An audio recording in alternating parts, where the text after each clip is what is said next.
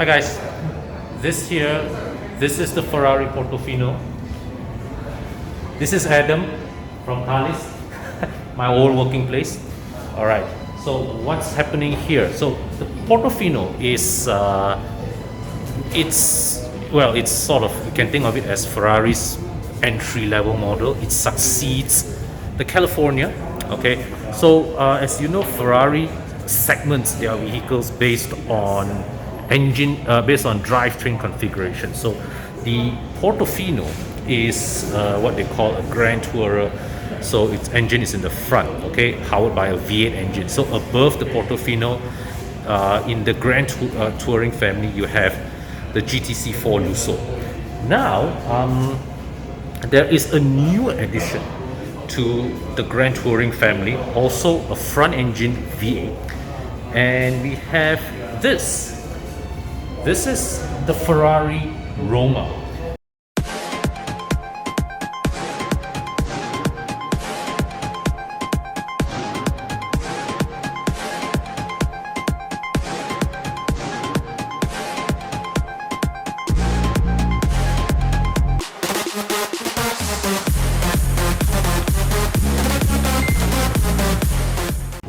Okay, now guys, so you see this car, pictures and videos really don't do this car any justice, because this is absolutely stunning to behold. This, I mean, if you park this next to the current Ferraris, right, the Portofino, the F8, the GT4 Lusso, you feel as if this car had come from easily, decades from the future. It's like they're showing us what to expect from the next generation Ferraris. See, there's a complete, as you look at the body line, right, the bodywork, right, there is very little in the way of sharp lines, except maybe for this character line here that frames the rear. Okay, the rear diffuser element here is rather aggressive, but you see, you look at the side profile, the side view, right, it's all very, very smooth, very curvaceous bodywork, and in a way, right, it communicates a more upmarket presentation. In fact, Ferrari's official communications of this car highlights a greater emphasis on luxury compared to other cars. It's the feel, the look and feel, as you lay your eyes on this, it's almost like that of a modern day Aston Martin, if you like. Okay, see the front grille treatment here. Let me just see this panel seems to be, it's the same color as the body. Okay, so it's not blacked out, okay, like typical Ferrari grills. No chrome finish, but just finished in the same body color. So it, at the same time, it also has a very, very understated look about it.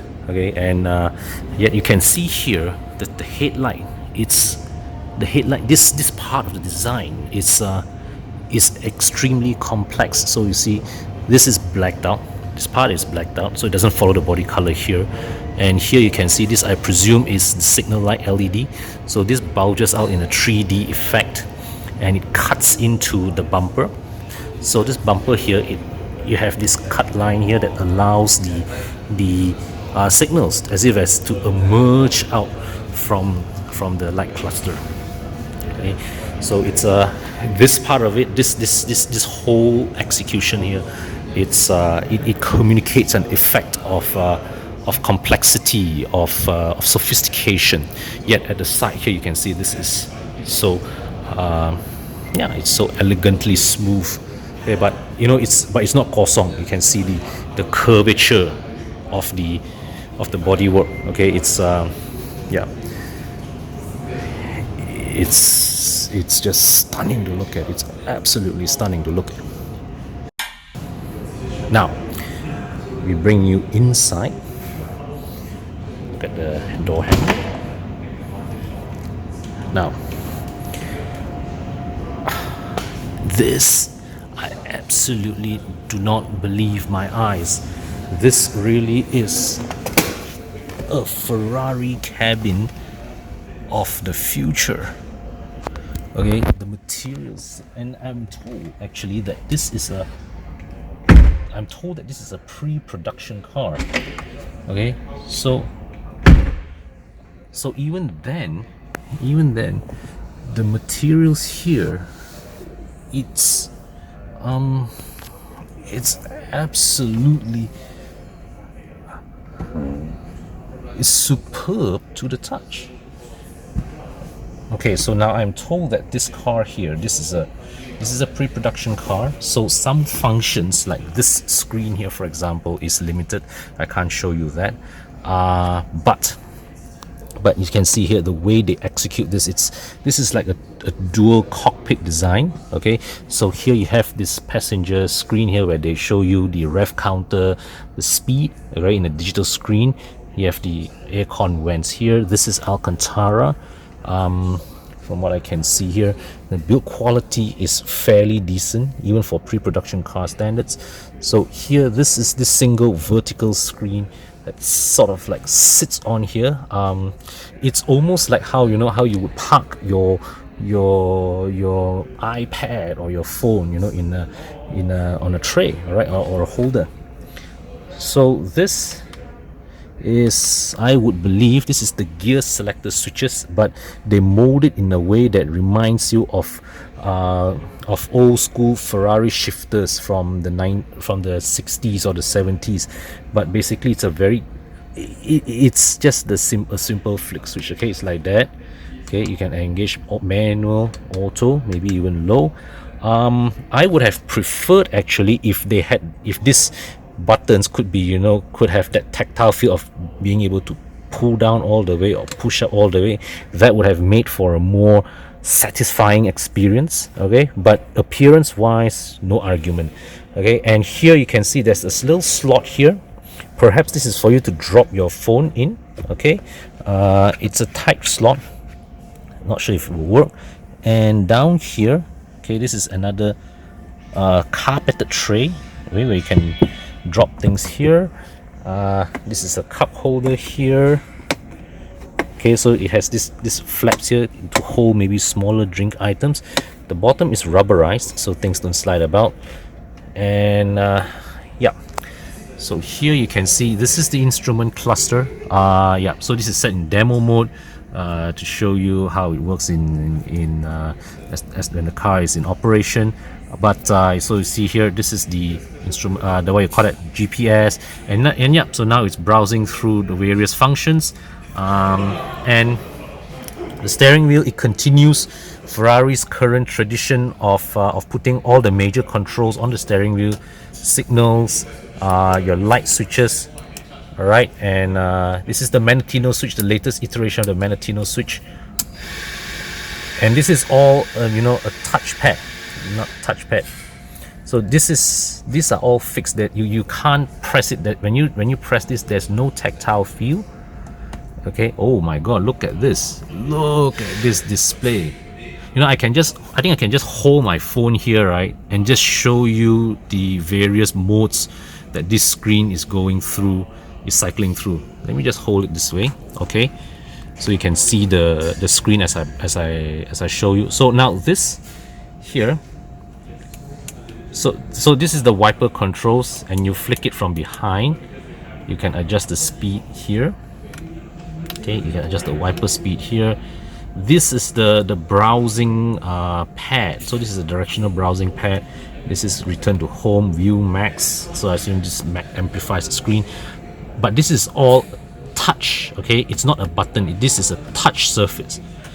Okay, no controls here, no other controls here, unlike the Portofino or the Tributo, where you have another array of controls here. Okay, so this one here, this is another array of touch controls. Okay, so all these are touch controls here. Yeah, but here nothing, there's nothing here. And in accordance with typical Ferrari philosophy, you do not need to move your hands too far away from the steering wheel to reach for any control. So you see, like this panel here, it's just within this distance, and this screen here is just next to it. So it's like, you know, you can simultaneously, you know, it's like within a palm's width away. The screen is within a palm's width away, okay, in terms of control. But I would say the overall design, the design of this is stunning to behold. It's a great sense of occasion here. The material selection also is fantastic. Build quality is, even though this is a pre-production car, this feels ahead of all the other Ferraris I've driven recently. And but I also must say that, you know, compared to the other Ferraris that we have driven, there seems to be less emphasis. There seems to be a lot more emphasis on making the car look and feel, you know, more luxurious, more expensive. Whereas previously, before this, right, the other Ferraris that we've driven recently, there's no pretense. There's no intention to tell it's a luxury car. It is very openly that, you know, it's supposed to be a track focused, very sporty machine. But this one, they've paid a bit more attention on the niceties to dress up the interior a bit.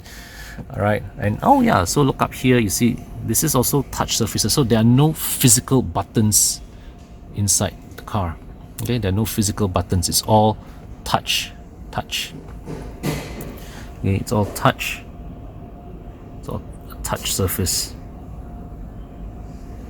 No doesn't give you tactile feel, and it's, you know, it's you can see a minimalist concept being practiced here, but done tastefully. Once again, as I said, great selection of materials, and the sense of occasion it engenders in here is absolutely superb. Now, to open the doors, there is no door handle. How do you open the doors? You press this button. Okay, similarly, that's the button to press on the other side. And let me just show you the back seat. I'm not going to get inside there. So you can see they call this a 2 plus. Really, I don't think I can fit inside here. So you got isofix mounts on one side of the cabin. There are no isofix brackets here, so you got isofix mounts on one side of the cabin. So yeah, if you need to fetch your kids, you still can do it. Okay, all right. But yeah, at the back here, I see similarly lovely selection of materials, lovely build quality. And oh, I just spotted this engine start stop. There's not even a physical button, it's just like a surface for you to press start and stop the engine. Okay,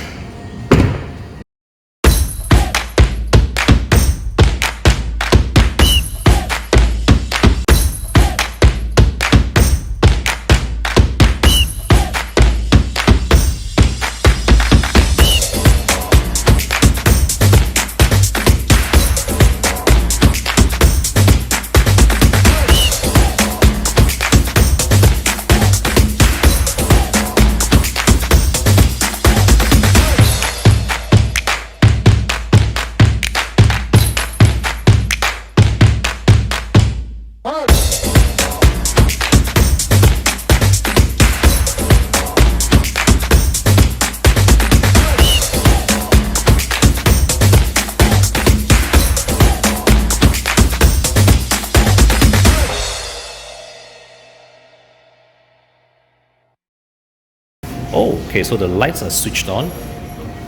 Right, just show you, it's just 4 thin strips. In a way, you can look, in a way it's very minimalist, but at the same time you can also call it a very menacing. And here the lights are switched on. The daytime running lights are switched on. Okay, nice solid illumination here, absolutely lovely. And here we have, this is the key fob of the Roma. Alright, so you press this to lock, unlock, open the boot, and from this angle it honestly, when I first saw it from afar, I thought it was a lighter, but it's actually the key fob. And according to Bobby, this and the emblem on the boot is the same size. So let's see. Really really same size whoa. Alright, so guys, you can see here, this is the engine of the Roma. It is the same 3.9 liter V8 twin turbo that we experienced recently in the GTC4 Lusso T and also the F8 Tributo. So look at the placement of the engine. You see this engine bay is huge, but the engine block itself, this is the engine block. This is where the engine block starts all the way back. The engine block sits nicely behind the front axle. So what this means is that it still gives the Roma a fantastic weight distribution. Okay, and you can see here, these are the air intakes. Okay, the air boxes, two on either side. So it comes from the grill here. So it goes inside here, and inside there. And inside there is all the plumbing lah. Okay, but